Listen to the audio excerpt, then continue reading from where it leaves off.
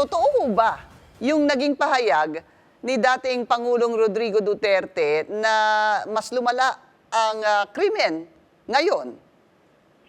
With due respect po sa ating dating Pangulo, hindi po natin alam kung ano ang naging basihan po ng kanyang pagsasabi po na tumaas po yung ating crime rate. Kasi base po sa Crime Information Reporting and Analysis System po ng PNP ay nakapagtala po tayo ng mas mababang krimen ngayong taon mula Enero hanggang Oktubre po, na kung ikukumpara po natin yan noong nakarang taon ay nakapag-register po tayo ng 13.57% na pagbaba doon po sa tinatawag po nating index crime. Kasama na po dyan, ma'am, yung tinatawag po nating 8 focus crimes, so yung crimes against persons and property po. So sinasabi niyo po, ngayong 2024, tama po ba, ma'am, bumaba ang index crime rate ng 13%?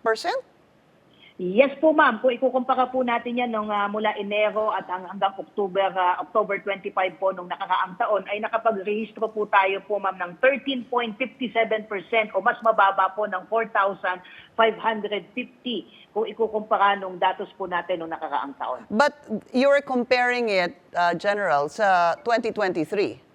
Yes po, ma'am. Okay. 2023 We need to po. compare this doon sa panahon ni dating Pangulong Rodrigo Duterte.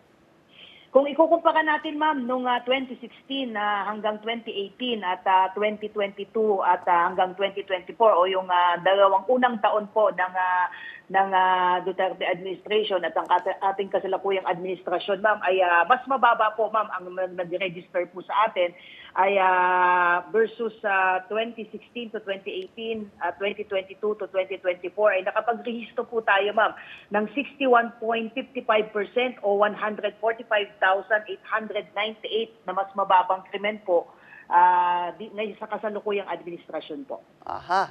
So, in other words, mas mababa po ang crime incidence rate nitong 2022, tama ho ba, to 2024 compared to 2016 to 2018?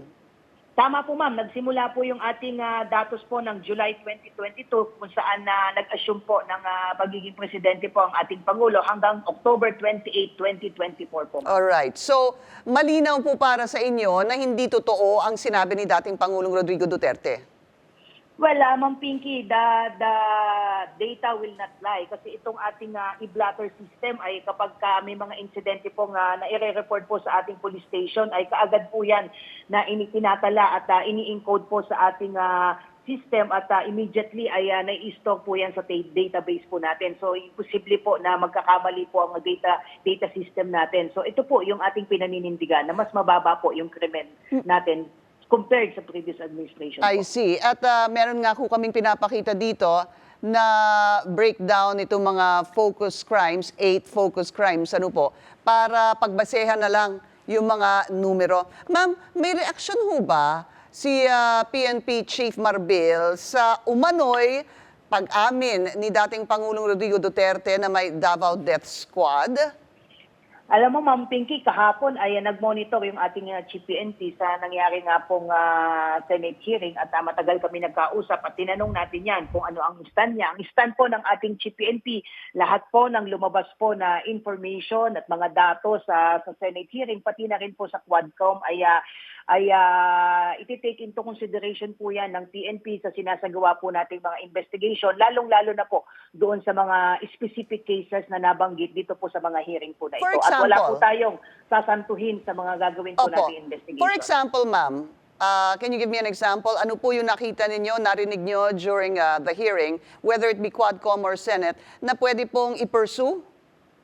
Unang-una po, ma'am, ito po nga sa kaso po ng pagpatay po kay Ginoong Wesley Barayuga dahil may isa pong nagsalita, particularly si Lieutenant Colonel Santi Mendoza, na sinabi po niya na meron siyang personal knowledge na siya, di umano, ay inutusan ni dating Commissioner Ed Leonardo, pati na rin po si dating GM ng PCSO na si Royina Garma. So lahat po ito ay dokumentado. In fact, ma'am, we are ready to file these cases po sa proper forum po. I see. Kailan ho ito? This will be obviously against Leonardo and Garma?